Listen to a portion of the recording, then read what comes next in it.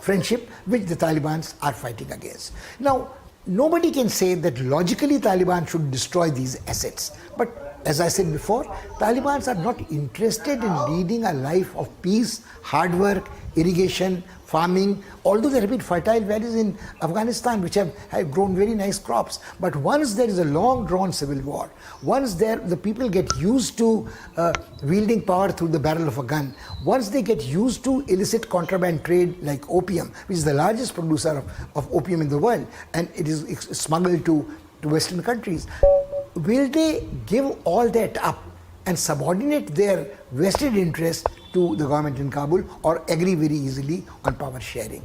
This is something which we have to very much worry about. The Indian Ministry of External Affairs has been working overtime. Our External Affairs Minister has been very active. He has been to Dushanbe, he has been to Moscow, he has been to Georgia. He has been trying to cultivate these relationships so that India can again have some kind of a voice in the other negotiations which are taking place. Now, unfortunately, it has also been suggested by people that while the Americans engaged India, involved India in the Quad in the South Pacific or the South China Sea and the Indo-Pacific region, they have themselves sponsored another Quad in this Central Asian region where India is out. So India can probably delude itself that it has a massive investment there, but we go back to the same figures. If the Americans could not get any returns on their $2.25 trillion investment in Afghanistan and their massive military deployment and high-tech war which they fought with the Taliban, there is little scope which India can do to replace them. And probably it would be a bad idea to throw good money after bad money to retain a presence. The reports are that the Afghan general military commander is going to visit India and also interact with the Indian chief of the army staff, but these would be probably efforts to build up its morale. There have been news photographs, there have been news items from the government sources that the Taliban have been annihilated, air power has been used against them, but it is difficult to imagine. It all appears to be activity undertaken not so much to annihilate and defeat the Taliban as to keep up the morale of the armed forces which are surrendering in areas under Taliban control. The Taliban are ruthless, they are killing and terrorizing people. So people are leaving villages and concentrating in the cities, little realizing that cities are going to be encircled by Taliban and it is only a matter of time before the strangulation starts.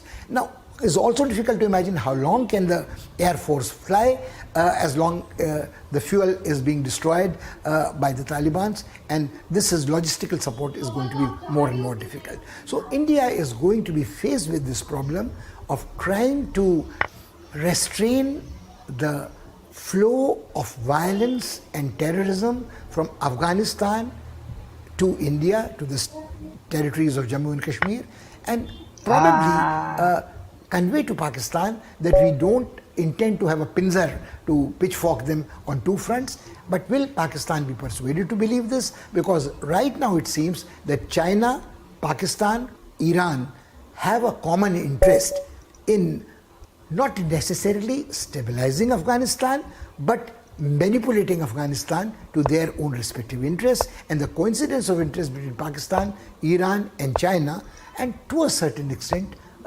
even Turkey, seems to be much more powerful influence on events that are unfolding and limited Indian capabilities.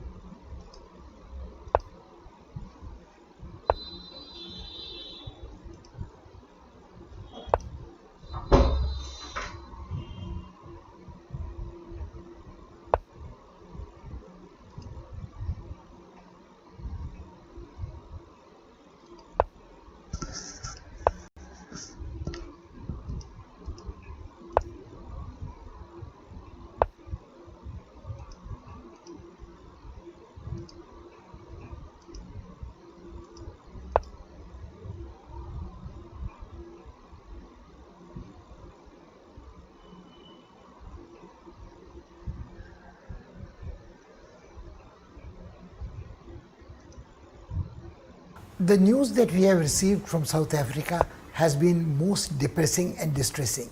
There was widespread looting and rioting which broke out after the arrest of ex-president Jacob Zuma in cities like Johannesburg and spread very soon to other cities, other provinces.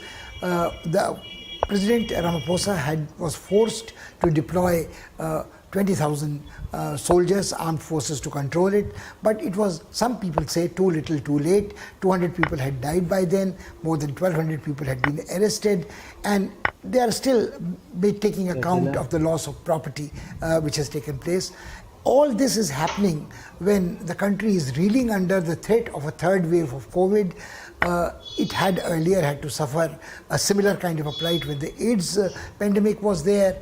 It is not only ironical, but very seriously, sadly tragic that a country so full of promise, so richly endowed by nature with resources, has been suffering for decades. When apartheid ended, the racism, people thought that now there would be some peace, some hope of prosperity equitably shared in South Africa, but this was not to be. For the past 3 decades, the African National Congress has ruled South Africa. This was a party which was headed once by Nelson Mandela, with which Bishop Tutu was involved. But unfortunately, for the past 9 years, 10 years, the reign of President Jacob Zuma has been by most scholars described as wasted years. Now what's wrong? Now even today, when the President Ramaphosa was asked what was the cause of this rioting, this kind of a rebellion of the people against the government, he said that maybe the immediate provocation was Jacob Zuma's arrest, but this was not a protest confined to this one incident. There have been glaring disparities between the rich and the poor in South Africa. He said earlier the apartheid was between whites and blacks. But what we are witnessing, even after the transfer of power to the blacks, is that the effective control of multinational corporations over diamond mines, gold mines, other consumer durables and products remains in hands of people who are not blacks there. They may claim to be South African citizens, but residual impact of apartheid continues. But what is more honest is when somebody puts the question straight away, how 3 decades after the end of apartheid you can still blame the legacy of apartheid. The interesting part is that now there is a new form of apartheid in South Africa between the extremely vulgarly rich exploitive community and the downtrodden and the wretched of the earth, to borrow an old phrase from the colonial times, who have nothing. So they have no stakes in stability, they have no stakes in peace, and they are what the president called opportunistic criminals, opportunistic looters. Now, you can call them bandits, but whatever you call them, you cannot gloss over the fact that 20% of the population of South Africa controls more than 70% of its resources, leads a lifestyle which is offensive, which is vulgar, which is provocative, and the majority of population of South Africa lives in abject poverty, in slums, denied running water, denied electricity, denied any facilities for their children, for education. Employment is at all-time high of 32%, and no government has tried to rectify this situation. Why? The corruption is rampant, and President Jacob Zuma's presidency was perhaps the glaring example of this. Now, the cases are on. Ex-President Zuma keeps saying that he is a victim of a political vendetta, but the fact remains that he was presiding over crony capitalism in a manner which was now intolerable for the population at large. So when this time the looting started, people were looting food grains, people were looting clothes, people were looting soft drink bottles, and they were shot down. And there is great resentment against the government, especially Ramaphosa's government, who, rather than addressing mismanagement of economy, rooting out corruption, is trying to use law and order and turning a military against its own people. Now, whatever might be the compulsions of President Ramaphosa, he again has to balance various factions in his party. Unfortunately, nobody has a charisma like Nelson Mandela or Bishop Tutu, and this problem is not going to be solved in a hurry. something even more worrisome for India is that the properties of Indians has been targeted, their shops and malls have been looted, and one cannot forget that the charges of corruption which are alleged against President Jacob Zuma relate to his crony capitalistic patronage of a Indian entrepreneur of Indian origin, the Gupta family, who made one of his sons the company director in their conglomerate. They decided who would join the cabinet, they decided who would get what portfolios, and they flaunted their wealth. They had shares in wildlife sanctuaries, they had a finger in every pie, and when their chartered aircraft landed in an Air Force airbase, that was the beginning of the end. Their hubris knew no limit, and they have to move out of South Africa. But Indians have been targeted because of the Gupta family also. This time the Indians have been targeted, and when the Indian property was being attacked, the Indians came out with guns and fired at the looters. Now the looters were invariably black, and the people protecting their property were non-blacks, whites, or not even whites, Indians, browns in this case. Now, the president was forced to make an appeal to people of Indian diaspora, people of Indian origin in South Africa, that look, we are all South Africans, whether we are Indians, whether we are blacks, we should treat this country as our country, and there should not be an ethnic dimension added to this lawlessness, anarchy. It is easier said than done. Indians have not endeared themselves ever since the days of Mahatma Gandhi. So although we nourish the feeling that Mahatma Gandhi's presence in South Africa led to a strong foundations of our relationship with this country, but the fact remains that Mahatma Gandhi's statues have been vandalized, not only in South Africa but in some other African countries also, because the feeling is that not Mahatma but some of the Indians, most of the Indians sided or positioned themselves between the whites and the blacks. They considered themselves superior to blacks. They had a very strong ethnic bond. People coming from India, Pakistan, Israel, which is now Bangladesh, Sri Lanka, stuck together, and they did not fight for the. Mahatma Gandhi was an exception who took part in the Zulu war, but these prejudices continue. And in this case, there have been very unpleasant instances of one of Mahatma Gandhi's great-granddaughters being alleged in a fraud charge. There have been attacks in the Phoenix Ashram, which Mahatma Gandhi had established. So it is difficult for India to maintain this myth that we have a special relationship with South Africa because we are members of the BRICS, because we were members before the BRICS came to IBSA. The distance is great. Sentimental nostalgia will not take us too far. The interest of Western countries, Americans, French, Dutch, Germans and others, and the multinational corporations, the British, continue to be a strong vested interest in South Africa, and Indians don't match that. And when the Indians tried to grow too large for their boots, it is like the misdemeanors of the Gupta family. And so we have to worry about the ethnic racial sensitivities of the African people in their own country. We can't look down on them, we can't look down on their poverty, we can't look down on their superstitions, we can't look down on their tribal reflexes when a pandemic breaks out, because we ourselves have shown some of these elements in our fight against COVID. It is important for India to realize today in 2021 that memories of the nostalgia of Mahatma Gandhi's stay in South Africa cannot take us very far. It is equally important for us to realize that our playing cricket has limitations of solidarity with South Africa. We also must realize that there might be tricontinental multinational cooperation forums like BRICS and IBSA, but there again, over a period of time, the realistic utility of these organizations has been exposed. There is a very limited use. So the distance is there, and once we thought that, and for this only Indians are not to blame. South Africans were reckoned to be an industrialized nation. They were supposed to be the gateway and door which would open the path of prosperity for the rest of Africa. But there has been a rise in what we shall say a reverse racism, where people are becoming more and more conscious of the colonial exploitation of the colored people, in which Part of the exploitation was made easier by indentured labor brought from South Asia.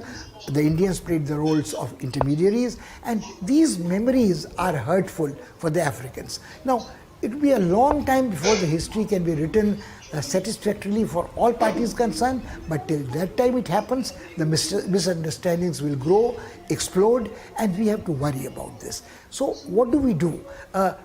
Has there been a stock taking that what is the real Indian economic interest investment in South Africa?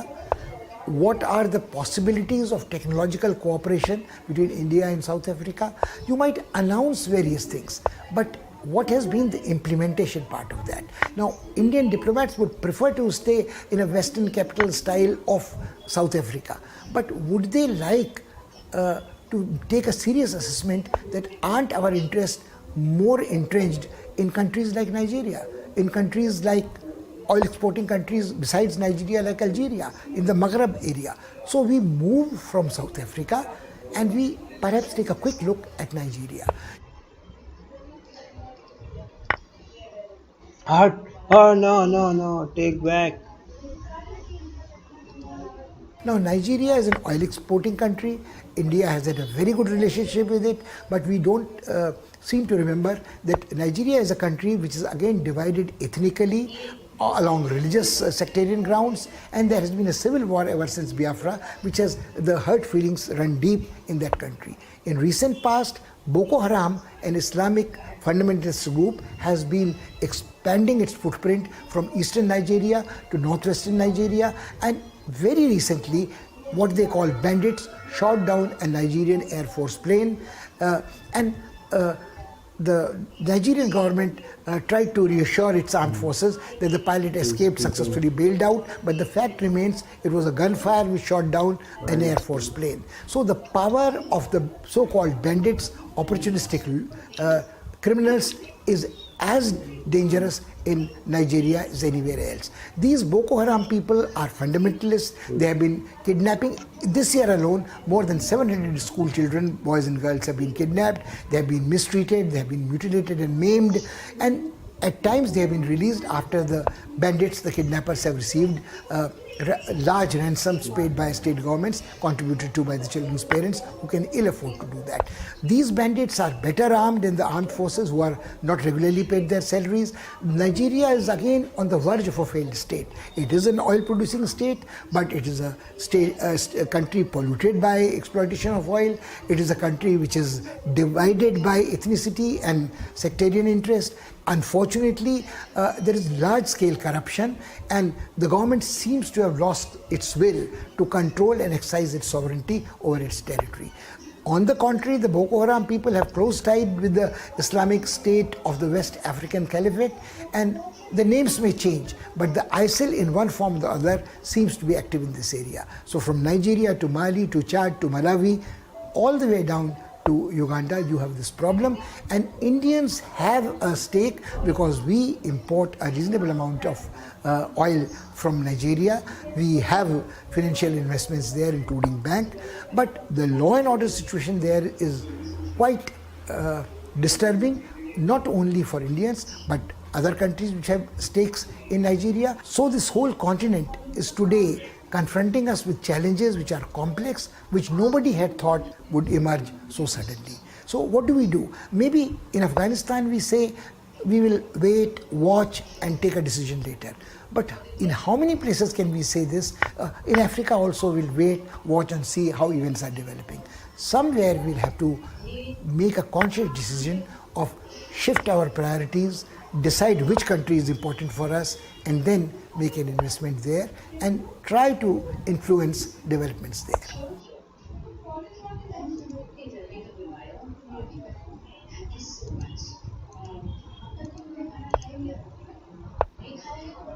That is all we have for you this week, and we are afraid that we have not been very reassuring, we have not been very starry-eyed and optimistic, but that is the way international relations are.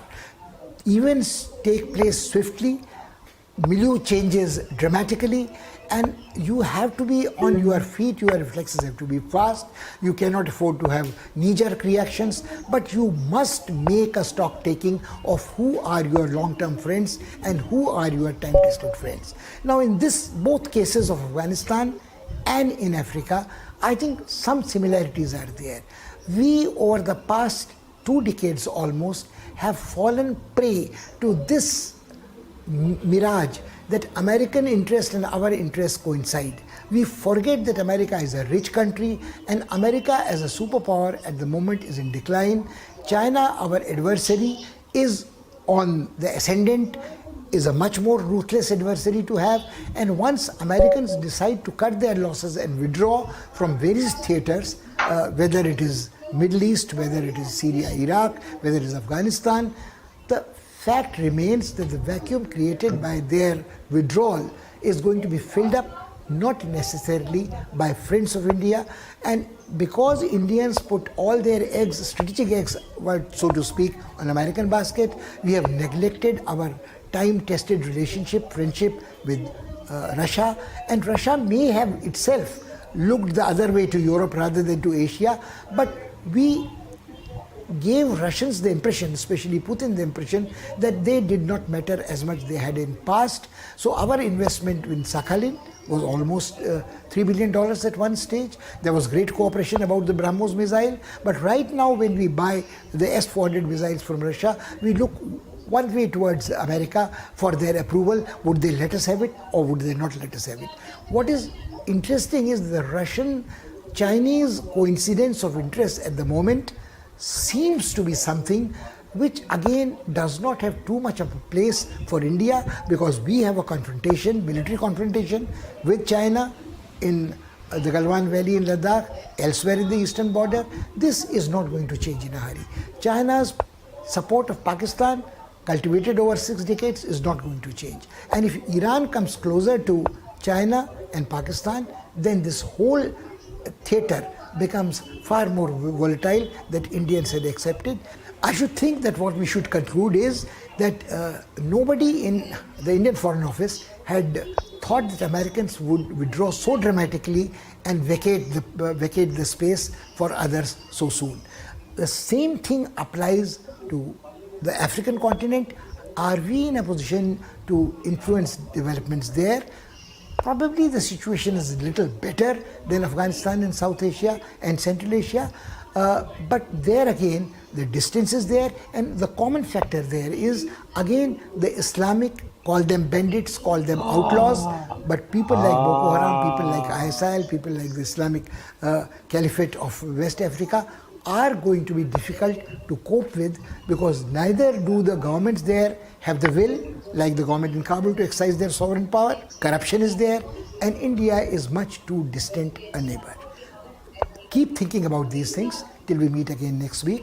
Thank you and goodbye.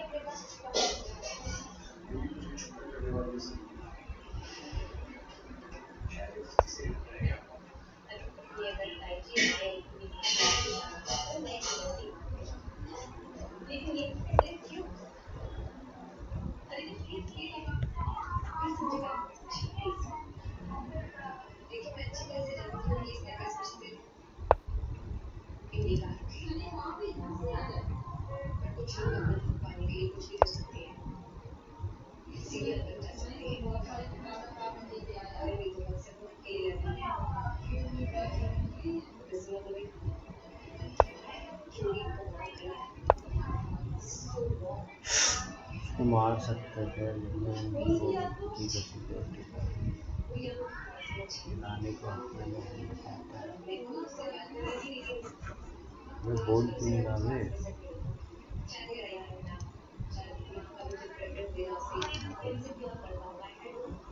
कोई help नहीं कर रहा। हाँ,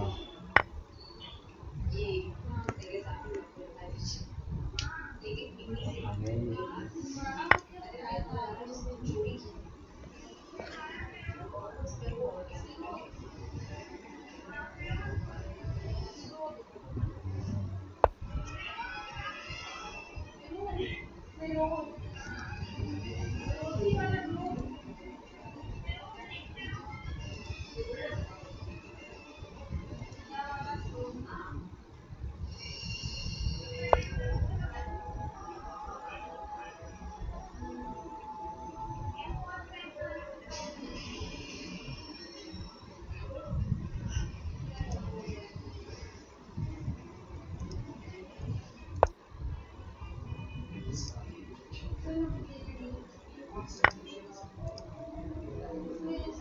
Fields for giving ideas.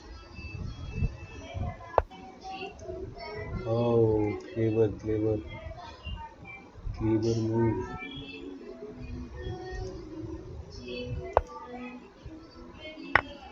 Ah! Shit.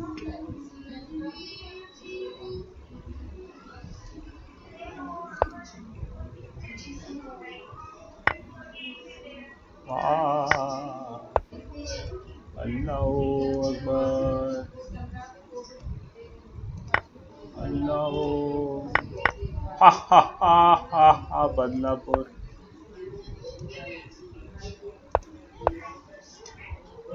Thanks.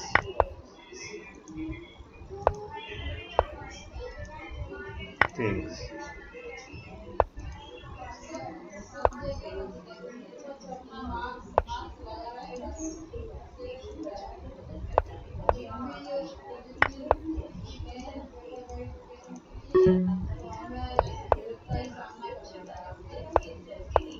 Yes, Bahai.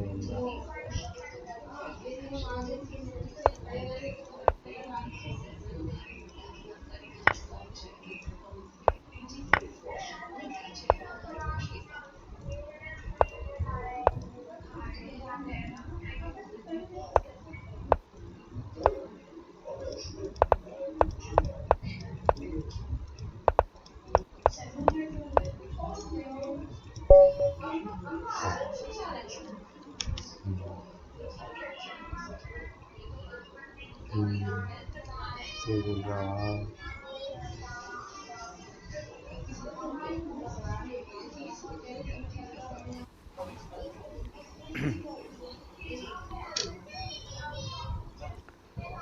Hello students, welcome to Byju's IAS. In today's live session,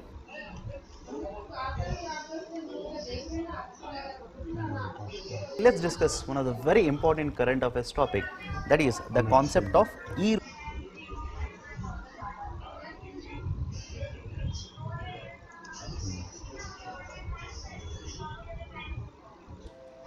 Plans inevitably change. With roadmaps in Jira software, quickly adapt and adjust to change.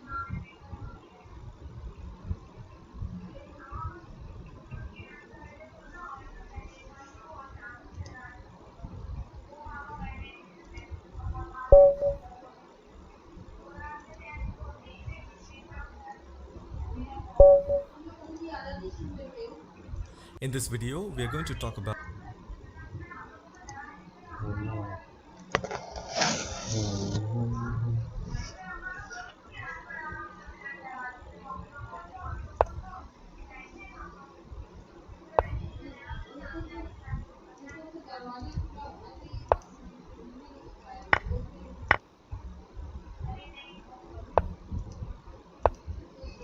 how cultural and religious reform gave way to some famous religion that came into existence, that is, Jainism and Buddhism. I'll make a timeline and show you everything in a chronological order so that you get the context and understand the story with respect to time.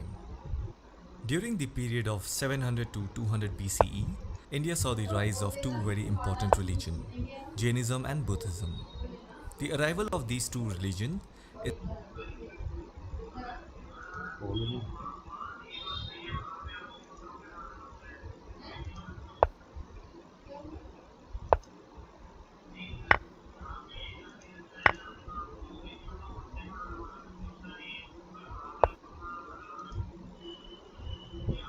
seen as a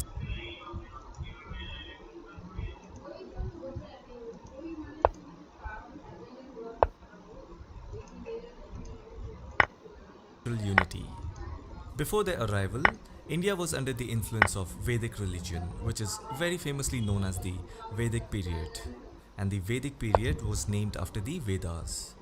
The historical Vedic religion was the religion of the Indo-Aryans because they wrote these Hindu scriptures when they arrived in India, somewhere around 1500 BCE, or maybe before that, as most historians believe. The entire Vedic religion primarily revolved around Brahmins playing a major role in the society. That's how Vedic religion came to be known as Brahmanism, and later it became Hinduism. Buddhism originated in 5th century. This was also the time when the Vedic period came to an end. Now the immediate question would be, what happened during this period? As I said moments back that the entire Vedic religion primarily revolved around Brahmins playing a major role in the society. Due to that, Brahmins considered themselves superior to others and they inherited immense power, which also made them very arrogant. Before we go further, let me quickly tell you about the social classes that existed during Vedic period. There was a word given to it. It's called Varna. It is a Sanskrit word which means type, order, color or class. So basically society was divided in social classes or Varnas. The Varna system, according to the Vedas, which is the Hindu text, it was believed as an idealized human calling. But many historians believe that this kind of a logic was to create a myth. Just like how many cultures have stories which describe the origin of natural phenomena that has absolutely no scientific basis. However, people did not see it as a myth, and soon the Varna system became a custom. And if you see today, this myth is being followed successfully in many communities. And when I say successfully, I do not mean that it is something that should have happened. Rather, what I'm trying to say is that what happened 2000-3000 years ago is still carried out today in our society, which has created an atmosphere of violence, where every communal or casteist fanatic finds it right in the act of killing, burning and other acts of cruelty. So it is a sad part of our history. Anyways, the society was divided into 4 Varnas. Brahmins, it consisted of priests, scholars and teachers. Then there were Kshatriyas, which consisted of rulers, warriors and administrators. After that, there were Vaishyas, who were mainly the farmers and merchants. And then Shudras, it consisted of laborers and service providers. Communities which belong to one of these 4 Varnas are called Savarna. In the present day context, this kind of a social stratification is known as Jati, caste or Gotras. You see, we all belong to a particular caste or community. That's what many of our parents or elders in our family have told us. So basically, this whole ideology of dividing society on the basis of caste came from the Vedic period. So as I just said, any community which belonged to one of these 4 Varnas that we just saw, they were called as Savarna. Likewise, the communities who did not belong to any of these Varna, they are called as Avarna, like the Dalits and scheduled tribes. So this was the entire structure in which the society was categorized during Vedic period. The Brahmin community were the ones who suggested this Varna system because their traditional occupation was that of a priest in a Hindu temple, and they earned their living by teaching dharma. Hence, they became the highest ranking class among the 4 social classes. They started creating many stringent rules and regulations that had to be followed, or otherwise one would not reach heaven. With this kind of superiority, they started becoming arrogant towards other communities who found difficulties in following these rules, especially the weaker section of the society. They demanded an improved social position.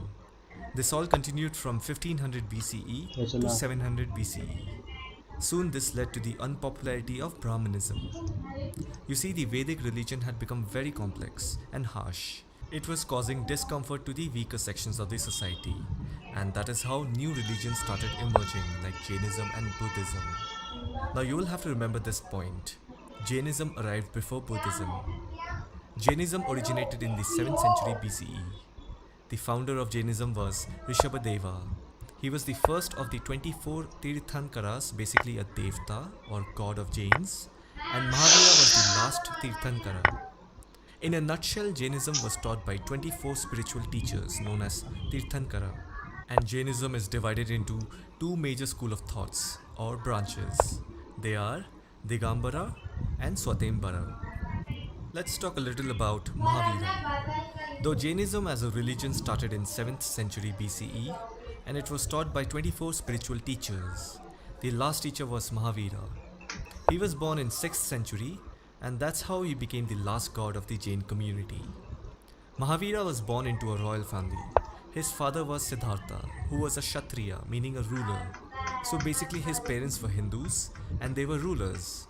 They were rich and they had a very high status in the society. At the age of 30, Mahavira left home in pursuit of spiritual awakening or enlightenment. He was fond of this newly formed religion called Jainism, as there was no other option because he had already witnessed what Vedic religion was all about and he wanted to try a new one. He practiced intense meditation, self-control, self-discipline and imposed all sorts of strict rules upon himself. And that's how he gained enlightenment and preached Jainism for 30 years. So if you see, the formation of a new religion was an act of liberation from the existing rule or regime. At that time, the Vedic religion was complex and strict. So it clearly tells us that the creation of a new religion was a necessity for cultural reform. Now think for a second, if a new religion has to evolve, then there has to be some guidelines or a framework so that people could follow it, just like how Vedic religion had their framework, which were the Vedas.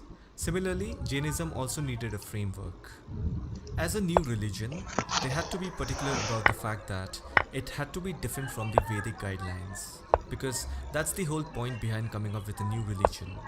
It's like the new policy should correct all the flaws of the previous one. And naturally, trial and error was part of it. So basically, the formation of a new religion was like a movement against the orthodox and ritualistic Brahmanical religion. While Jainism was evolving, there was another religion that started emerging, that is Buddhism. And this new movement was led by Gautam Buddha. Before he became a Buddha, his name was Siddhartha Gautama. He was born in 563 BCE at Lumbini, which is modern-day southern Nepal. Even his parents belonged to Hindu religion. They had high status in the society. His father was a king and they lived a luxurious life. And just like Mahavira, even Siddhartha left his home when he was young in pursuit of spiritual awakening and enlightenment. Basically, both of these movements were against the orthodox and ritualistic Brahmanical religion. We can also call Mahavira and Siddhartha as reformers. Both the reformers emphasized a good moral life and the importance of ethics. Both of them founded an order of monks, established monasteries. For Jainism it was called sthanakas, and for Buddhism it was viharas. Now both Mahavira and Siddhartha, despite being a reformer, they were also seekers. They were constantly seeking answers about good ethical life. As I said that Jainism came before Buddhism, so clearly Jainism had evolved much before Buddhism. Or we can also say that before Siddhartha was born, Jainism had gained enough popularity. So it means that Siddhartha was very much influenced by Jainism, and especially the teachings of Mahavira. In fact, he was so much impressed by Mahavira and the Jain monks that at some point he even tried to become one. Now at that time, to become a holy man, you had to give up all the things that you like, so that it can help you in defeating your desires. By doing so, they believed that their Atma or soul would be free from pain and sadness. For example, the Jain monks practiced intense and severe self-sacrifice and made themselves suffer very much. Even Siddhartha did that. He deprived himself of food and water and he almost killed himself.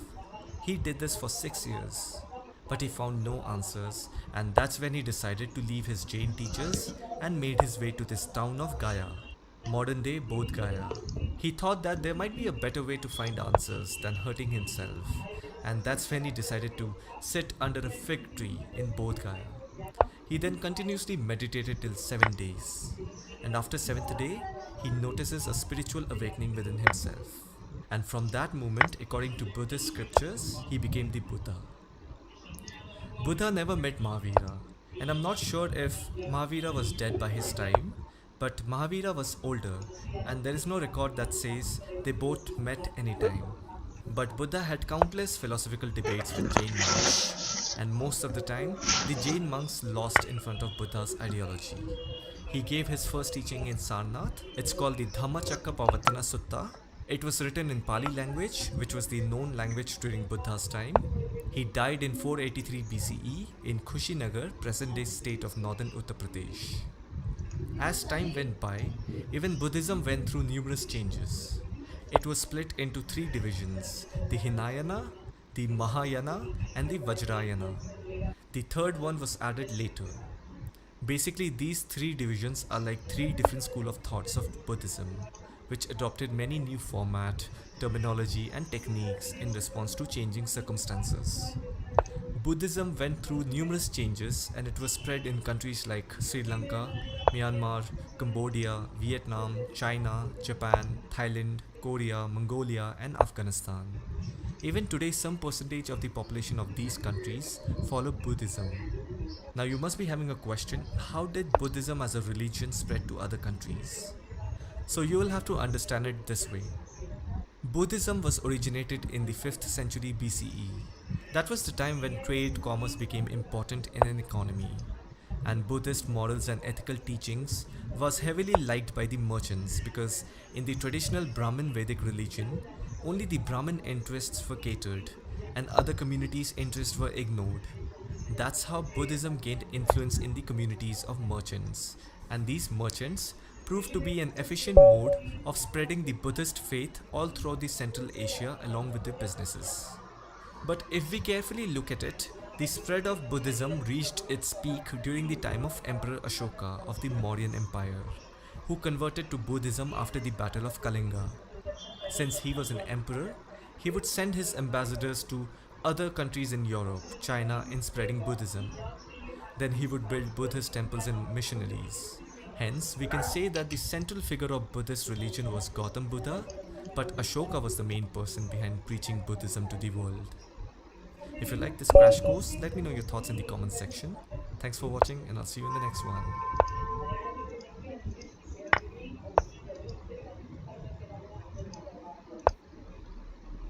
Oh no.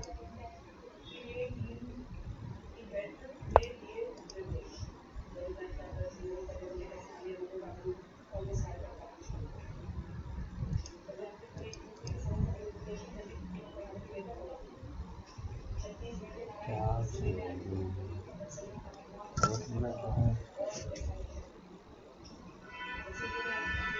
और कोई viewer नहीं आ रहा.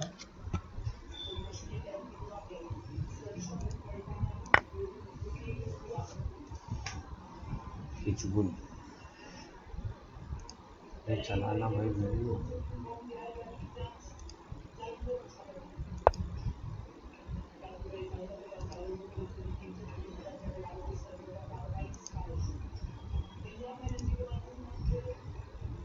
Support कैसे दिया है.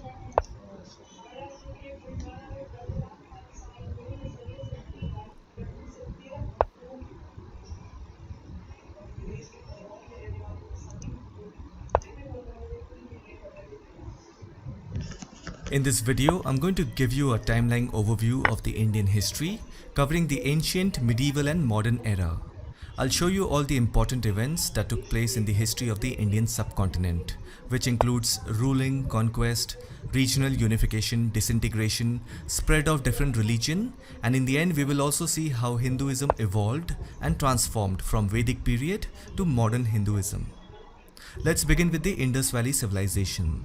The time period of this civilization is supposed to be from 2000 अरे यार इतना क्या है.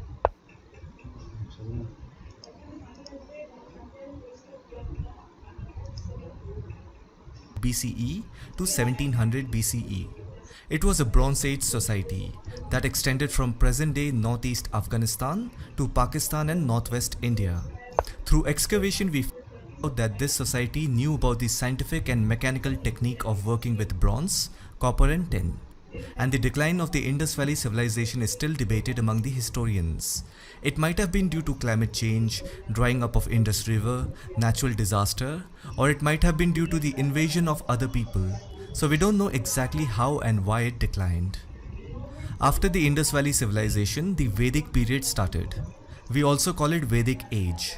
The time period of this age starts from 1500 BCE to 500 BCE. Vedic period is supposed to be the significant period of the Indian history.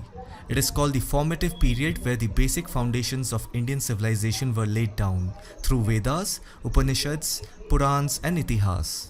Today, these scriptures are known to be the oldest scriptures as well as the foundation of the Hindu religion, and they were composed in Sanskrit language. In Sanskrit, the word Ved means knowledge. That is how Vedas became the foundation of the Vedic period, and it also became the foundation of the modern Hindu religion. Now during the Vedic period, 4 Vedas were composed and written. They are Rigved, Samved, Yajurved and Atharved. Now these 4 Vedas were composed and written between 1500 to 500 BCE. However, these Vedas existed in oral form, which were passed down from master to student for generations. The students would memorize them forward and backward with exact pronunciation and context, so that nothing is altered. So from historians' point of view, the writing part of the Vedas took place between this period. However, you have to understand this. If the writing part took place in this period, and if you read the Vedas, every word is sacred and eternal as the soul, without beginning and without end. You see, truth is of 2 kinds. One is which is perceived by the 5 ordinary senses we have, and then the further reasoning we do on the data collected by these 5 senses. The knowledge acquired by this method, today we call it science. In Hindi we call it Samanya Gyan. And the second kind of truth is that which is perceived by the subtle supersensuous power of yoga, which is mind, body and spirit. The knowledge acquired this way is deep, meaningful and spiritual. In Hindi we call it Adhyatmik Gyan. In Vedas you will find this knowledge. On the basis of the 4 Vedas, Dharma Shastra, Moksha Shastra, Karam Shastra and Artha Shastra were written. Everything related to human life is written in these 4 क्या हो गया Vedas. क्या नहीं हुआ Vedas do have somewhat rituals and sacrifices, but they are not the only things. Vedas have everything you need in order to build up your life and invoke your subtle psychological and spiritual state of mind that is born within you to lead your life properly.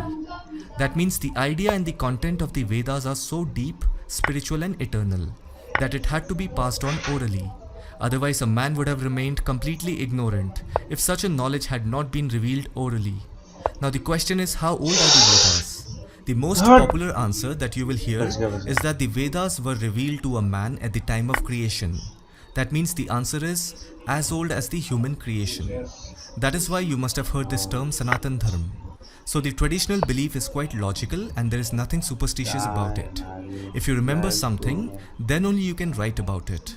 If the scholars and historians say that the writing part of these Vedas took place between 1500 to 500 BCE, then the knowledge had to be passed on orally from generation to generation. Otherwise a person would have been completely ignorant of such deep, eternal and spiritual knowledge.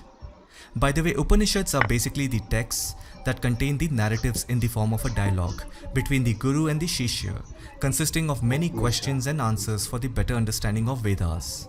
If I have to put it in a very simple way, you see there are 4 Vedas. There is one more Veda which is called Upaved, that contains Ayurveda, Dhanurveda and all. But overall there are 4 Vedas. Vedas are basically all about rituals and sacrifices at the most basic level. Now to explain and understand the essence of these Vedas, there are Upanishads. To further simplify in understanding the essence of Vedas and Upanishads, there are Purans. If we go further, Purans come from Itihas.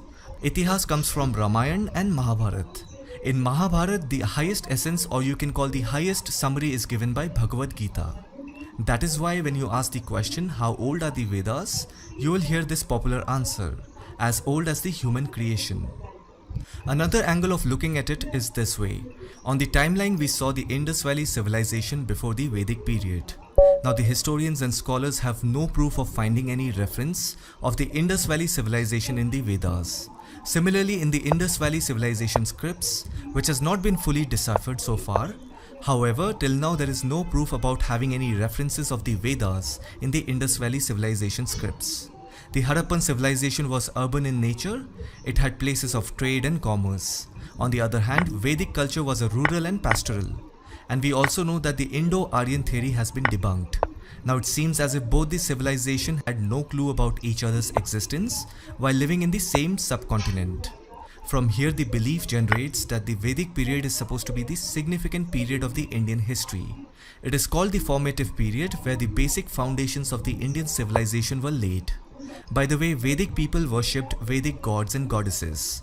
Some major deities of the Vedic period include Indra, Surya, Agni, Usha, Vayu, Varun, Mitra, Aditi, Yam, Som, Saraswati, Prithvi and Rudra. And by the way, Iron Age emerged during the Vedic period. As I've told you, the Indus Valley civilization was a Bronze Age society. That means the Vedic period covers both the end of the Bronze Age following the collapse of Harappan civilization and the beginning of the Iron Age. After the Vedic period, from 599 to 527 BCE, As per many historians and scholars, this period witnesses the origin of Jainism. Now I'm going to be completely honest, I'm not sure about how old Jainism is. Similar to Hindus, even the Jain people say that their religion is the oldest and eternal. In Jainism there are 24 Tirthankaras. Rishabhnath is the first Tirthankar. But as per the historians and scholars, in the history of the Indian subcontinent, the last two Tirthankaras, that is Parshabnath and Mahavir, they are considered as the main figures who started Jainism. I don't support this theory fully, I'm just telling the interpretation of historians and scholars. Since this video is for both general learners and for those who will be appearing for exams, so please understand my dilemma and absorb the knowledge accordingly. You see, even the Jains, just like Hindus, believe that their religion is the oldest and eternal. And I do not have any problem accepting that. I totally agree with it. You see, Jains, Buddhists and Hindus all refer to their religion as Dharma or Sanatan Dharma, which means the eternal path. And back then there were no such term as Hinduism or Jainism. The concept of people belonging to specific religion by birth is actually new. As we all know that Hinduism is actually not a religion. It is a culture of seekers, group of people with extreme diversity in ideology. It's the faith which has numerous point of views. But Jainism, on the other hand, is pretty different. Jain people believe in some wise, enlightened, blessed real-life humans who are called Tirthankaras. So somewhere in time there must have been a disintegration of thoughts, beliefs and faith that branched off. However, we do know Jains don't follow Vedic rituals, although there are few Jains who do follow Vedas, but largely Jains don't follow Vedic rituals and they do not worship the Vedic gods and goddesses. Hence, if you go by logic, if Jain people don't follow the rituals of Vedas, then Jainism must be a post-Vedic religious practice of Sanatan. So there are many such questions and theories. However, what I find as the best interpretation is that Jainism stayed with Vedic thoughts since the beginning. They peacefully coexisted. Somewhere in time there must have been a disintegration of thoughts, beliefs and faith that branched off, and we don't know exactly when that happened. So please take all these beliefs and understanding with a pinch of salt. Anyhow, from examination point of view, Jainism originated in this time period, and Mahavir is considered as the founder of Jainism. However, also keep in mind that Mahavir was not the founder of Jainism, but he reinstated it. Every Tirthankaras has to reinstate Jainism philosophy. After that, Jainism flourishes for numerous years, and once again when it declines, then again a new Tirthankara is born who preaches Jain philosophy. Like this, there were 23 more Tirthankaras before Mahavir, and Rishabhnath is the first Tirthankar and he is considered as the founder of Jainism. From 563 to 483 BCE, Buddhism originated. It was founded by the sage Siddhartha Gautam. As we all know the story, Siddhartha Gautam was born in a wealthy family. He then rejected his rich lifestyle for extreme self-discipline. After 49 consecutive days of meditation, Siddhartha Gautam became the Buddha, or enlightened one. He attained enlightenment under a Bodhi tree at the Mahabodhi temple in Bodh Gaya, Bihar. He was born in 563 BCE and made his announcement in public at about 528 BCE and gained a group of disciples who became Buddhist monks and travelled throughout northern India spreading his teachings. Buddhism as a school of thought remained a relatively minor school until the rule of Ashoka the Great of the Mauryan Empire, who embraced Buddhism and spread not only throughout India but through southern, eastern and central Asia. Now during the Vedic age and before the rise of Buddhism, there were several kingdoms along the Indo-Gangetic plain. There were approximately 22 different kingdoms, or as they were called, Janapadas. With time, some of the smaller kingdoms got annexed by bigger kingdoms. By 600 BCE, there were 16 Mahajanapadas. Here are the names of 16 Mahajanapadas. In the course of time, smaller or weaker kingdoms were eliminated by the stronger rulers. By 600 BCE, only 4 powerful kingdoms remained: Magad, Avanti, Kausala and Vatsa. By the mid of 16th century BCE, all of them were annexed and became part of Magad. If you look at the pattern of these Mahajanapadas, most of them were at the banks of river Ganga, river Yamuna and northwest river of Punjab including river Sindh. When you look at the rise and growth of Magad Empire, it is located in the eastern part of Gangetic Plain, that is present-day Bihar and eastern Uttar Pradesh. By 6th century BCE, the focus of chief political activity of the northern part of the Indian subcontinent moved from the western part of Gangetic Plain to the eastern part. Both Prakrit and Sanskrit were widely spoken languages of these 16 Mahajanapadas. If you look at the history of languages in the Indian subcontinent, First and the oldest one is Sanskrit. After that Prakrit, then came Pali, after that Apabhramsha, and then came Hindi. And then within the Hindi language family, there are many more like Braj Bhasha, Khadi Boli, Avadi, etc. So all of this was happening in the northern part of India. When it comes to South India, the period roughly between 5th century BCE to 3rd century AD in South India is referred to as Sangam period. In ancient time, the Vindhya mountain range was considered as the traditional boundary between North and South India. 3 dynasties ruled during the Sangam age, the Cheras, Cholas and Pandyas. They ruled over the territories of the present-day Indian states of Tamil Nadu, Kerala, Andhra Pradesh, parts of Karnataka and northern Sri Lanka, also known as Elam. There is always a debate as to which is the oldest language, Tamil or Sanskrit. Both languages have been spoken in India for thousands of years. I personally don't have any clear answer about this. Tamilians feel that their language is the oldest. I have visited many South Indian temples. As per the Archaeological Survey of India, the temples are as old as 2000 to 3000 years old. But the locals and the temple priest believe that it is much older than what the ASI claims. So even I am convinced that the South Indian literature and culture is quite old. However, I do not have the answer as to which is the oldest language, Tamil or Sanskrit. Anyhow, both South India and North India had kings and kingdoms. The North India had the Mahajanapadas, and the ancient history of South India is regarded as the Sangam period. As we know, Buddhism originated in the middle of 6th century BCE. That means the kingdoms of both North India and South India had the influence of many religious beliefs like Vedic gods and goddesses, Buddhism and Jainism. As I've told you, Magad emerged as the powerful kingdom or state among the 16 Mahajanapadas of North India. Bimbisara became the founder of the first Magad Empire, and Bimbisara belonged to the Haryanka dynasty. So within the Magad Empire, there were many dynasties that ruled one after another. In this video, I will just point out the important ones. Otherwise, if I start talking about every individual empire and its ruler, then this video will be a never-ending video. Bimbisara was a follower and admirer of both Gautam Buddha and Mahavir. Although there are many contradictory accounts in history about King Bimbisara's religion. Somewhere it is even written that he was born Hindu. Actually, these Mahajanapadas evolved during the Vedic age. So definitely the parents of these rulers were Hindus or believers of Vedic gods. So naturally the rulers of these kingdoms would have Vedic influence. And then it was also the time of the rise of Shramana movements, including Buddhism and Jainism, which challenged the religious orthodoxy of the Vedic period. So if at all any king or a ruler later converted to Jainism or Buddhism, it is due to self-enlightenment or realization. That is how, if you look at the early Buddhist and Jain sources, in that King Bimbisara endorsed both Buddhism and Jainism religions equally. When he started ruling the Magad Empire, he ruled at a time when Gautam Buddha and Mahavir both started their teachings. He then started a policy of religious tolerance by enabling any religion which came to his kingdom to flourish, and also encouraged arts and crafts in his kingdom. In other words, people in the Magad state had the liberty to believe in Vedic gods, Buddhism as well as Jainism. That means the history of religious culture of India during the time of Mahajanapadas was composite in nature. Bimbisara was succeeded by his son Ajatashatru. Actually, these two father and son were regarded as the important rulers during the initial phase of the Magad Empire. After them, Shishunaga dynasty started ruling the Magad Empire.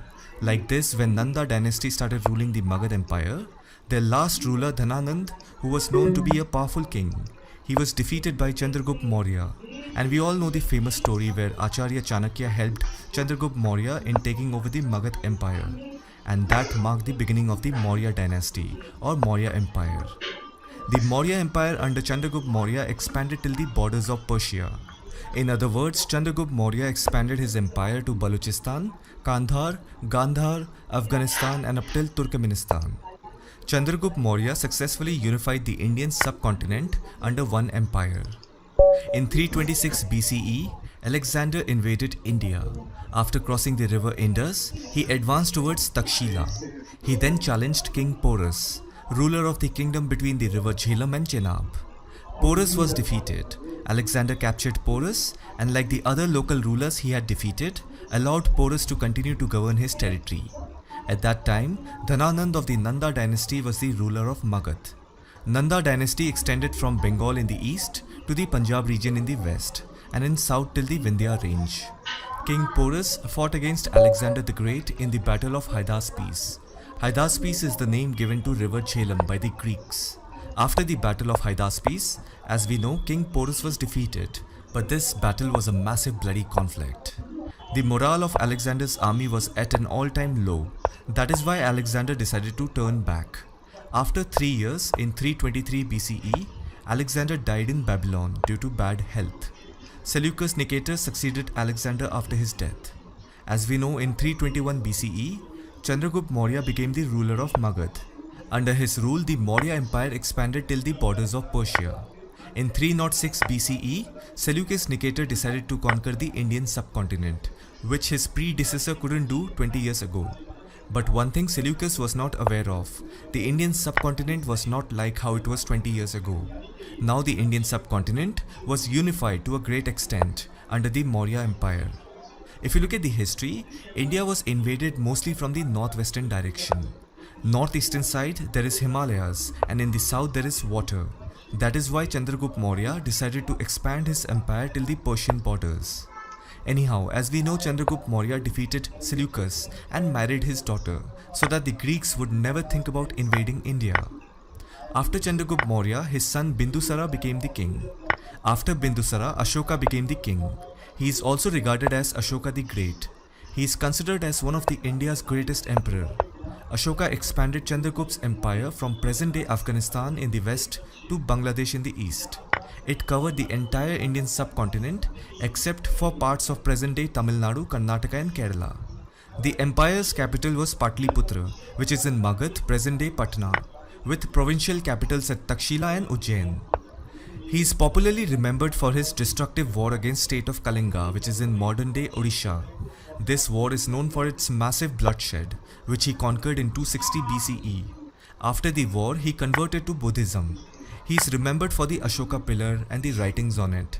He also built stupas, monasteries and other religious structures at many Buddhist sites, such as Sarnath. He also sent Buddhist monks to Sri Lanka and Central Asia. After Ashoka, there were few more rulers who continued the Maurya dynasty's rule till 185 BCE. Like this, as we enter the Common Era, Gupta dynasty or the Gupta Empire begins. Sri Gupta was the founder of the Gupta dynasty. The most notable rulers of the Gupta dynasty were Chandragupta I, Samudragupta and Chandragupta II, who is also known as Vikramaditya. As we know, the Maurya Empire united large areas of the Indian subcontinent. Similarly, even the Gupta Empire continued the legacy of unifying India. The Mauryan and the Gupta empires of India united large areas of the subcontinent. Ashoka's rule spread Buddhism far and wide. And under the Gupta's rule, India's arts and sciences flourished. The Gupta Empire is also considered a golden age in the Indian history because it witnessed massive inventions and discoveries in science, technology, engineering, art, dialectic, literature, logic, mathematics, astronomy, religion and philosophy. Chandragupta II, who is also known as Vikramaditya, was known for his deep interest in art and culture and had 9 famous scholars in his court. They were known as Navratnas or 9 gems.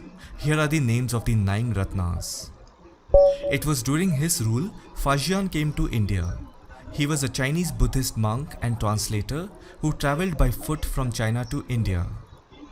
As the Gupta Empire starts to decline, India starts to fragment, and this is where the medieval period of India begins. When I say after the fall of Gupta Empire, India starts to fragment, what I mean is that you will see numerous small Hindu kingdoms started emerging after 600 AD. During the Maurya Empire, Chandragupta Maurya successfully unified the divided communities of the northern and central Indian subcontinent under one empire. After that, the Gupta Empire continued the consolidation and unified more and more area under one empire. But after the fall of Gupta Empire, India started fragmenting in numerous small Hindu kingdoms. As I have mentioned, the Gupta Empire flourished under Chandragupta II, but the empire started declining under his son Kumaragupta and his grandson Skandagupta. The Huna people, who were a group of Central Asian tribes from the Khyber Pass, they entered the Indian subcontinent at the end of the 5th to 6th century AD. They invaded Gupta territories and caused significant damage to the Gupta Empire. The Gupta Empire almost ended in 550 AD, although it continued for another 50 years without any influence. As you know that whenever there is an empire, the emperor appoints various governors to control and rule its territories on behalf of the emperor.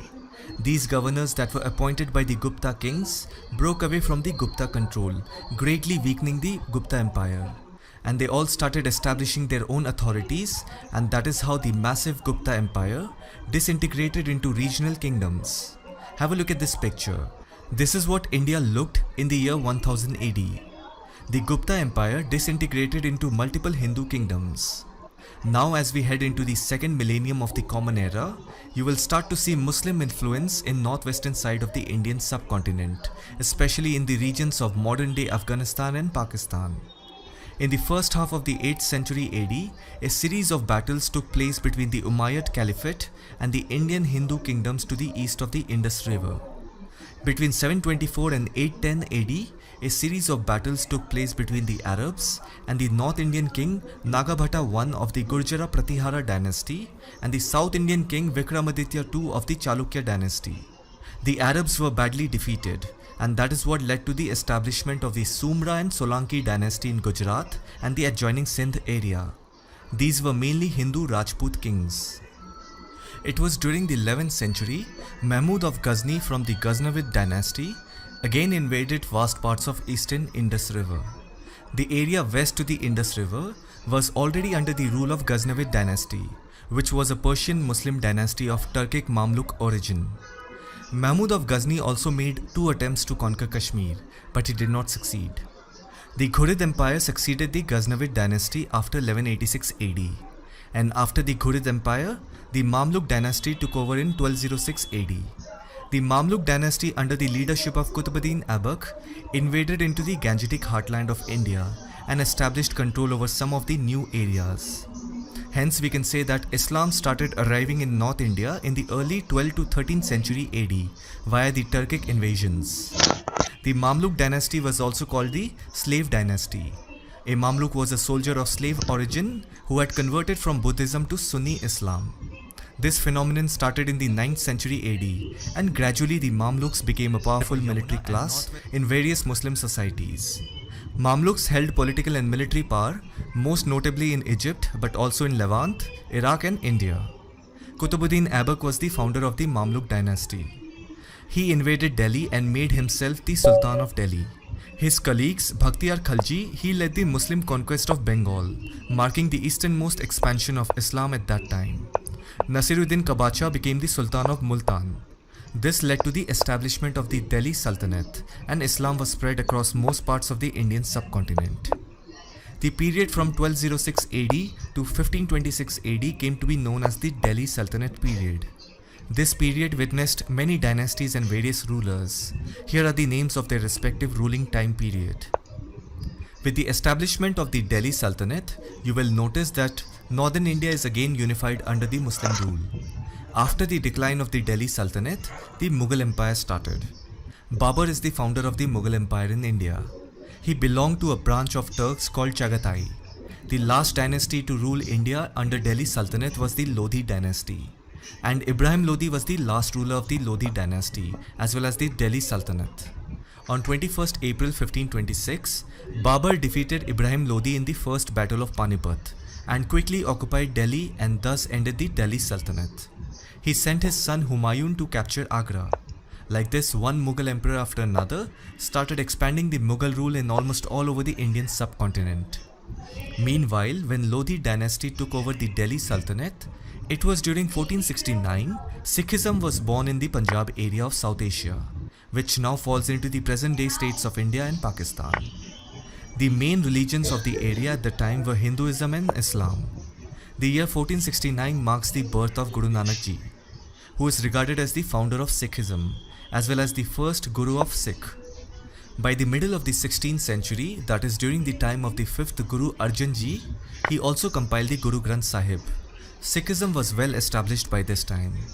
The 6th Guru, Guru Har Gobind Ji, started to militarize the community so that they would be able to resist any oppression. The Sikh community fought a number of battles to preserve their faith. The Sikh community then lived in relative peace with the political rulers until the time of the Mughal Emperor Aurangzeb, who used force to make his subjects accept Islam. Aurangzeb had the 9th Guru, Guru Tegh Bahadur Ji, arrested and executed in 1675. That is why the 10th Guru, Guru Gobind Singh Ji, recreated the Sikhs as a military group of men and women called the Khalsa in 1699 with the intention that the Sikh community should forever be able to defend their faith.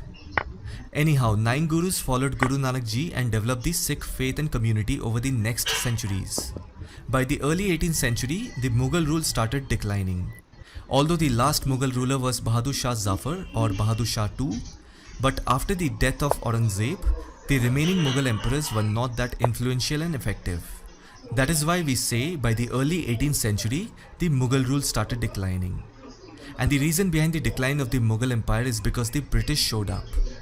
Among the Europeans, it was the Portuguese who landed first on the Indian subcontinent in the name of trade.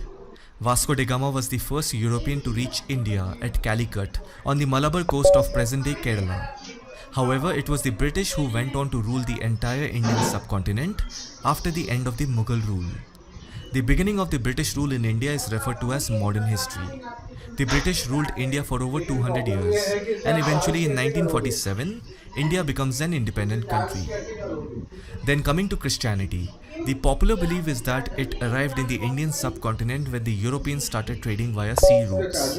As we know, among the Europeans, it was the Portuguese who landed first on the Indian subcontinent in the name of trade. Vasco da Gama was the first European to reach India at Calicut on the Malabar coast of present-day Kerala. So Christian conversion is believed to have begun during the early 16th century around the western coast of the Indian subcontinent. From the beginning of 18th century, the Lutherans began to arrive in India, mostly from Germany. They translated the Bible to local Indian languages. The conversions were somewhat successful considering the size of missionaries. East India Company had initially banned missionaries in their territories, but in 19th century, they lifted the ban. Then came Christian missionaries from England to teach Indians their language and religion. They set up Christian schools and colleges as means to spread the religion in rural areas. Now if you look at all these 4 maps together, you will notice a transformation in terms of various empires and rulers that ruled the Indian subcontinent. You will also notice how different religion entered in the Indian subcontinent. And now I'll tell you how Hinduism evolved. If you remember in the beginning when I was explaining the Vedic period, in that I also spoke a little about the Vedas. Everything related to human life is written in these 4 Vedas. Yes, these Vedas do have somewhat rituals and sacrifices, but they are not the only thing. Vedas have everything you need in order to build up your life and invoke your subtle psychological and spiritual state of mind that is born within you to lead your life properly. Some of the prominent deities that are mentioned in the Vedas are Indra, Surya, Agni, Usha, Vayu, Varuna, Mitra, Aditi, Yam, Som, Saraswati, Prithvi and Rudra.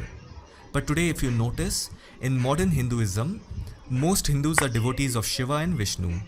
And by the way, Vishnu is a Rig Vedic deity, but not a prominent one when compared to Indra, Agni and others. So the question comes, how did modern Hinduism found devotion in gods like Shiva, Vishnu or their avatars and reincarnations, for example Ram, Krishna, when there is no mentioning of these names in the Vedas directly?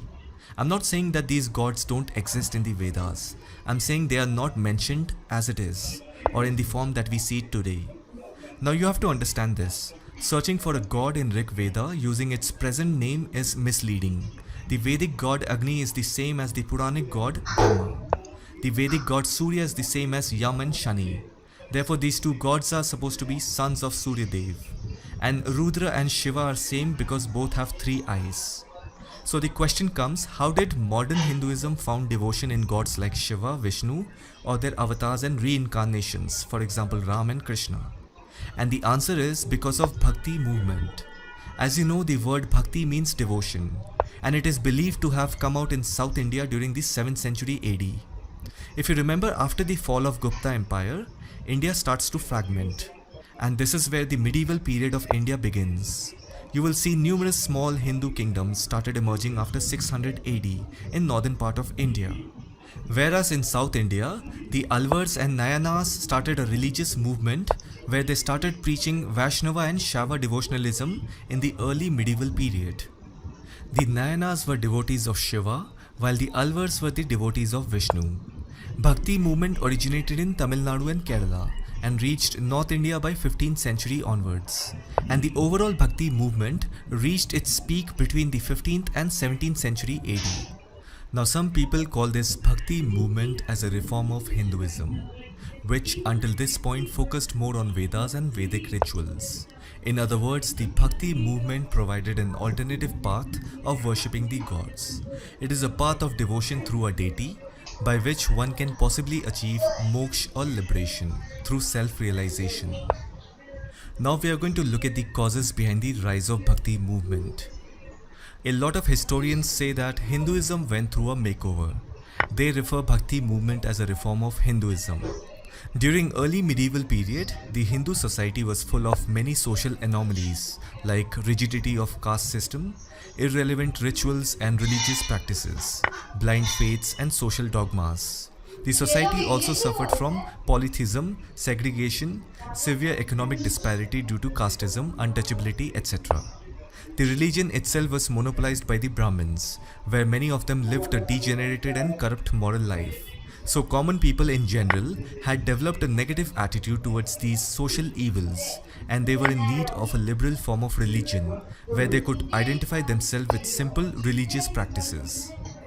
And then there are some historians who even believe that Bhakti movement was a reaction against the challenges from other religion. In the ancient period, Hinduism had to face challenges from religions like Buddhism and Jainism. If you can recollect, we did learn that some of the prominent rulers of India became followers of Jainism and Buddhism. They extended wholehearted support to the spread of these religions. So Bhakti movement is seen as a revival plan of Hinduism. And then there are some historians who even argue that Bhakti movement was an Indian response to the challenges that appeared in the form of Islamic religion. As you know, the period from 7th to 18th century is dedicated to the Bhakti movement. We also know that Islam arrived in North India in the early 12th to 13th century AD. Due to the rise of Delhi Sultanate, Muslim rule started in India. So Islam became the religion of the ruling community. This religion had its own characteristics like universal brotherhood, equality of all in the society, opposition to idol worship, and above all practice of monotheism or oneness of God. Delhi Sultanate is also known as a period of cultural intermixing. After living together for generations and continuous interaction between the people of two communities, obviously there will be a growing feeling of generosity among the Hindus and Muslims. Both consciously and unconsciously, the ideas of Islam produced some effect upon the minds of weaker sections of the Hindu community and planted a seed that facilitated the growth of a liberal attitude. With Islam, Sufism came along. Prominent Sufi saints like Hazrat Khwaja Moinuddin Chishti, Hazrat Khwaja Nizamuddin Aulia, and Nasiruddin Chirag, they all fostered a spirit of oneness among the Hindus and Muslims in the medieval society. The Hindu saints of India were influenced by the liberal approach of Sufism. The high philosophies of the Vedas and Upanishads were very complicated for the common people. They wanted a simple way of worship, simple religious practices, and simple social customs. So the next alternative was Bhakti Marg, a simple way of devotion to get liberation from worldly life. This way, many believe that Bhakti co-developed with Sufism. Here is the list of Bhakti saints belonging to Hindu, Muslim and Sikh religion who were all collectively involved in spreading Bhakti all over the Indian subcontinent. Some historians also believe that Bhakti was already there in the Vedas. It was not something new. If you look at Bhagavad Gita, which is considered as the most central and sacred book by Hindus, it was written by Ved Vyas. Even Bhagavad Gita introduces Bhakti Marg, the path of faith and devotion, as one of the three ways to spiritual freedom and liberation. The other two being Karma Marg, the path of works, and Janana Marg, the path of knowledge. So the concept of Bhakti was not a new one in the history of the Indian tradition. It is there in Vedas too. But the meaning of Bhakti is more descriptive and to the point in Bhagavad Gita. So it can be said that the Bhakti movement was not an original idea. It already existed in the Vedas and Bhagavad Gita. But when we talk of Bhakti movement in the context of socio-religious background, it has a different connotation. As an idea or concept, Bhakti was not a new thing in the Indian tradition. But when we see it in the context of socio-religious background, it has a different meaning. So Bhakti movement constitutes a very important chapter in the socio-cultural history of India. And last but not the least, bhajans became a big part of the Bhakti movement. I hope you found this video informative. Let me know your thoughts in the comments section. Thanks for watching it.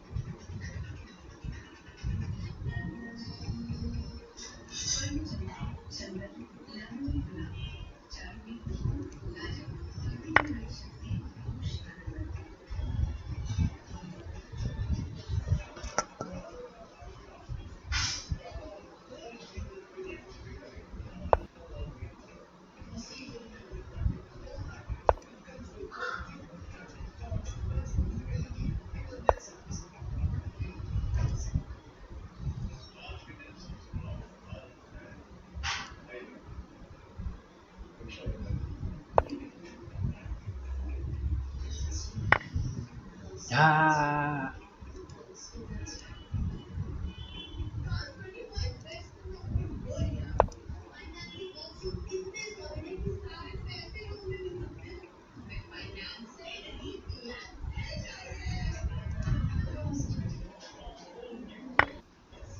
hurt.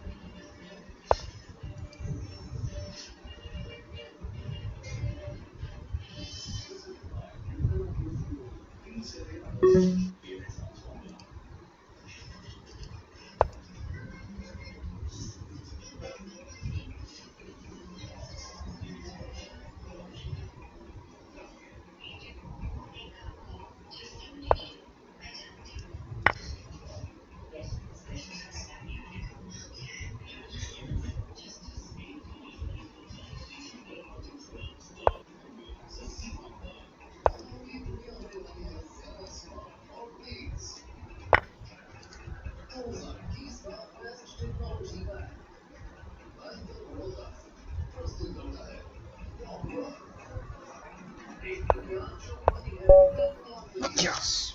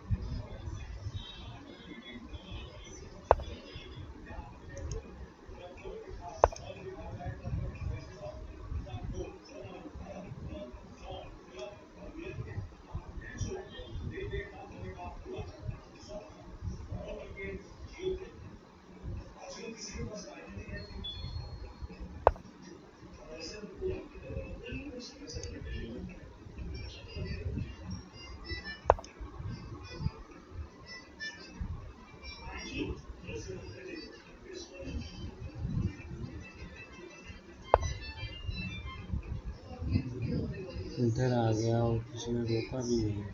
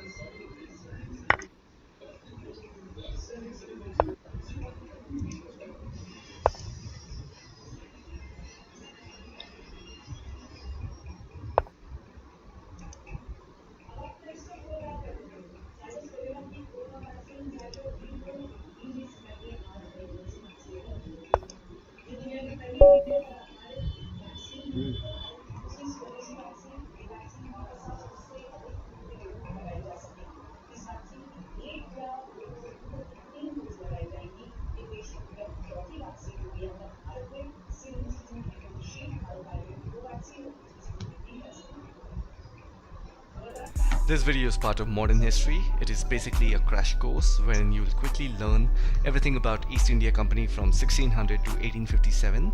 All the events will be covered in a chronological manner. We will also make a beautiful timeline. I'll show you how the events are interconnected, and in the end it's going to be a nice, fun, informative session. With no further ado, let's begin. First, let me make a timeline, an empty timeline. As we go ahead, we will start filling in the dates of the events and it will be easier for you to follow up. Great. First thing first, the Indian history has been divided into three parts, and they are ancient history, medieval history, and then modern history. Now, modern history is the part where we typically talk about the time when India was under the rule of British Empire. And medieval history is the time from 8th to 18th century. In the later part of this time period, India was under the Islamic rule, that is from 13th to 18th century. During this time, the famous Delhi Sultanate and the Mughal Empire were the direct rulers of major portion of the Indian subcontinent. So to understand the British rule in India, we have to go a little backward towards the end of medieval period, when the Mughal Empire came to an end after the death of their last influential and powerful emperor. Here are the list of Mughal emperors who ruled India. In this, Aurangzeb was the last powerful Mughal ruler. After him, none of them were that influential. However, Bahadur Shah Zafar was the last emperor till 1857. So we can say that the Mughal Empire officially came to an end by 1857. Nevertheless, situation changed right after the death of Aurangzeb, so that's where the real story starts. One more thing you need to remember here is that the Europeans had already discovered India way before Mughal invasion. Mughal era started in 1526 with Babur being the first emperor. If you remember Vasco da Gama, a Portuguese explorer, he was the first European to discover the sea route to India in 1498. He went to the harbour in Calicut, which is now Code, on the Malabar coast. There they had set up their first trading post. Moments back I said that Aurangzeb was the last powerful Mughal ruler, but he died in 1707. We'll now put this date on the timeline. Now, as soon as a powerful influential ruler died, all of his governors, who were also known as Subedars and the big Zamindars, they all slowly started dividing because it is now beneficial for them to establish their own small regional kingdoms so that they can be the king. It's like now the emperor is dead, so forget Delhi, forget the center, no one cares what's going to happen. Let's get back to our regional places and establish our own rule. Things of that sort were happening. Now we have the dates 1707 and 1498. Let's get to know what happened in between. At 1498, Portuguese came to India. They came to Calicut. After the Portuguese, the Dutch fleet arrived in Pulicat in 1595. Then came the British, who landed in Surat in 1608. After them, the Danish came to Tranquebar in Tamil Nadu in 1616. And at last, the French came to Pondicherry in 1664. They all were collectively called as European traders. Cool. Now that we have the dates on the timeline, let's understand how the British arrived in India, because that's what we are interested in. So you see, everyone arrived at different locations. Since Portuguese came to India almost 100 years before any of the European traders, they had more number of trading posts compared to other European traders. Let's understand how the British arrived in India, because that's what we are interested in. So it all started in 1600. The English company acquired a charter from the then ruler of England, Queen Elizabeth I. Charter means a written legislative paper of a country. So Queen Elizabeth I signed a paper where she gave, in particular, this English company complete individual right to trade with the eastern countries. Now with this charter, the company went to the eastern side through ocean route, looking for new lands from which it could buy goods at cheap price and carry them back to Europe to sell at higher prices. Basically, they wanted to be the loan shark. And why so? Because as per the signed charter, no other English trading company could trade. But then, if you look at the timeline, there are other European traders that already arrived in India before the British, like the Portuguese and Dutch. So that means Britain was not alone. While they didn't see any competition from their own country, but their competition were the other European traders. Remember this. Okay, now that everyone has arrived on the scene, there comes a big problem. All these European trading companies were interested in buying the same products, and that was fine qualities of cotton and silk. Apart from silk, they were also interested in spices like pepper, cloves, cardamom, and cinnamon. These all had huge market demand in Europe. So they all had a plan to take it back to European market and sell it for higher prices to make huge profit. You see, now the Britain is no more the lone shark. There are other sharks in the competition. Now seeing this demand, the Indian traders who were selling these goods to them, they increased the prices of goods. And that's an obvious demand price economics. If the demand is high, naturally the prices would go up. This in turn affected the profit margin of these European traders. So instead of finding different ways to minimize the cost, the only reasonable solution they could think of was to eliminate their competitors. Now you see the sharks are fighting among themselves. This led to fierce battles between these European trading companies. All throughout the 17th and 18th centuries, that is from 1600 to 1700, they regularly sank each other's ships, blocked routes, and prevented rival ships from moving with supplies of goods. They even fortified their posts, meaning they built big walls to protect their trading post. Now here's the funny thing. When you fortify your trading post and try to maximize your profits in foreign location, who else is going to have a problem? Let me ask this question in a different manner so that you understand better. If there are 2 or 3 guests who came to your home and they are fighting with each other constantly, they are building walls of separation on your property, who is going to get pissed? It's going to be you. Similarly, the local rulers were getting angry. This led to intense conflict with local rulers. So now we have the European traders fighting with each other, then the local rulers are fighting with them, and these traders in return are fighting with the rulers. The English company had to then start politics, and it was difficult to separate politics from trade. I think you understand why politics was necessary. This kept on going till 1651, when they finally decided to set up their first English factory on the banks of River Hooghly. Now this was an important step for the British because prior to this they only had a trading post, and now they actually built a fully equipped factory with warehouses to stock their supplies and also offices where the company officials would sit. As trade expanded, the company persuaded merchants and traders to come and settle near the factory. By 1696, it began building a fort around the settlement. 2 years later, in 1698, it bribed Mughal officials into giving the company zamindari rights over 3 villages. One of the village was Kalikata, which is known today by the name Kolkata. Keeping in mind, the Mughal emperor during this time was Aurangzeb. The English company also persuaded Aurangzeb to issue a farman. A farman is a royal order, like how the English acquired a charter in the beginning from the Queen. So farman is similar to that. In fact, they even acquired a farman from the Emperor Jahangir while setting up their first trading post in Surat. So this farman that they wanted from Aurangzeb had a condition that would give the company the right to trade duty free. Now you do understand this would cause enormous loss of revenue for Bengal. But the company did not care. In fact, they went for more and more concessions and wanted more privileges. Now I'll tell you where they actually wanted more of such privileges.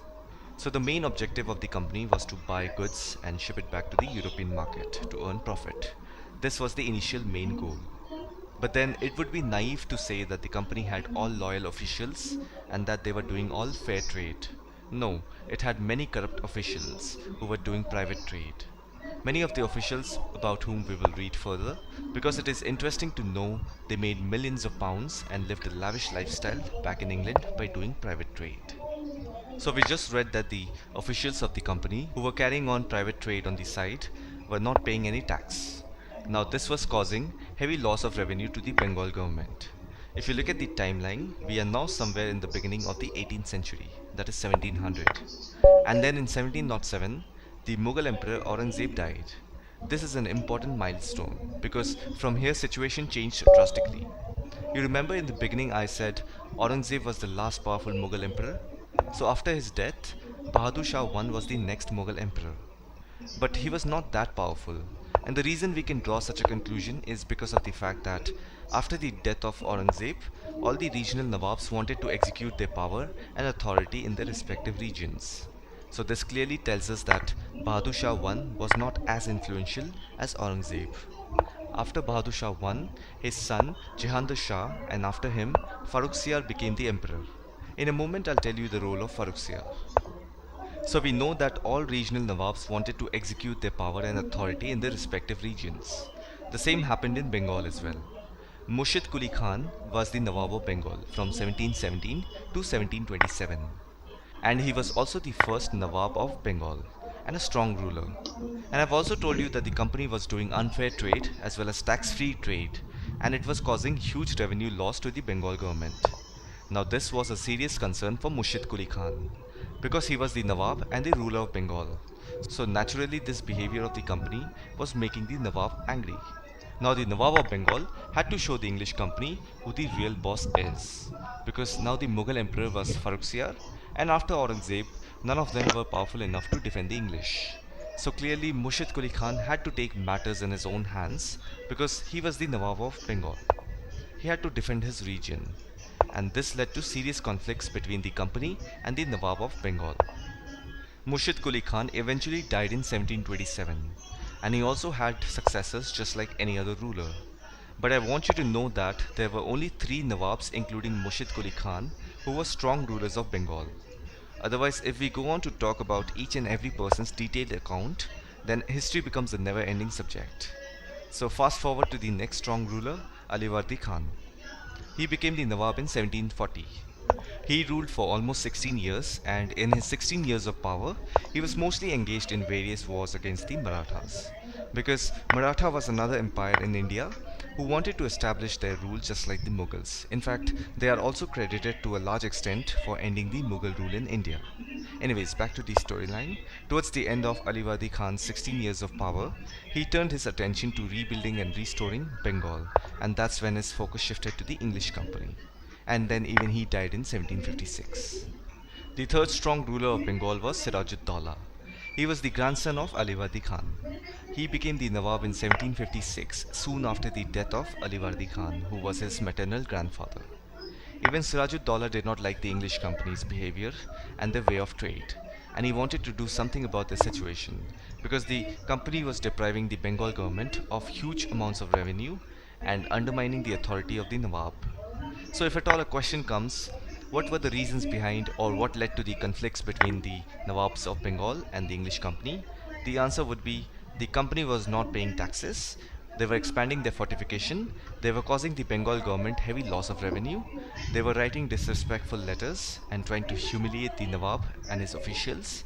So these were the reasons behind the conflict between the Nawabs of Bengal and the English company. Till now we have heard the Nawab's side of story, and as usual every story has 2 sides. So now let's hear what the company's justification to these allegations were. The company said that the unjust demands of the Bengal government were ruining the trade of the company, and trade could flourish only if the duties were removed. They also said to expand trade the company had to enlarge its settlements, buy up villages and rebuild its forts. This was the company's justification. Obviously both the Nawab and the company had different views, clearly contradicting each one's.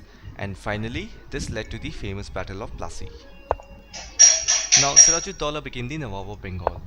As I've said earlier, he was a strong ruler just like Alivardi Khan. Plus, he also did not like how the company was doing duty-free trade and humiliating the Nawab's administration. So overall he was angry and wanted to be strict with the company. Now this worried the company because the company always wanted a puppet ruler who would willingly give trade concessions and other privileges to the company. Now the company wanted to play politics here. They wanted to make one of Siraj-ud-Daulah's rival the Nawab of Bengal, who would act like a puppet of the company. And Siraj-ud-Daulah came to know about this conspiracy and also the English interest in colonization of his region. He simply asked the company to stop interfering in the political affairs of his region. Then he also asked them to stop fortification work around the Fort William and pay the tax revenues. As usual, the company did not listen to his directives. So in 1756, when Sirajud-Daulah became the Nawab, in that year itself, he captured Fort William at Calcutta with his 30,000 soldiers and kept English soldiers and officials as temporary captives in the cells of that fort. So basically he attacked the English company. Now this news was immediately sent to the company officials in Madras. They sent forces on naval fleets under the command of Robert Clive. Robert Clive was an officer in the company's army. At that time he was a lieutenant colonel. Finally in 1757, Robert Clive led the company's army against Sirajud-Daulah at Plassey. Plassey is a place near to the city of Murshidabad, which was the capital of the Nawab of Bengal. So what Robert Clive did was he played politics and made an agreement with Mir Jafar, who was one of Sirajud-Daulah's commanders. Clive had promised to make him Nawab after crushing Sirajud-Daulah. As a result, the English company won the Battle of Plassey. They defeated Sirajud-Daulah because Mir Jafar took large portion of the Nawab's army away from the battlefield, ensuring his defeat. Sirajud-Daulah fled from the battlefield on a camel, securing whatever he could, but he was later captured by Mir Jafar's forces and was assassinated. Now the Battle of Plassey was the first major victory of the company in India. Since Robert Clive was the one who made it possible, he was immediately made as the governor of Bengal by his superiors in Madras. So in 1757, Clive was made as the governor of Bengal. The victory gave massive boost to the company because now they felt they were capable of ruling as well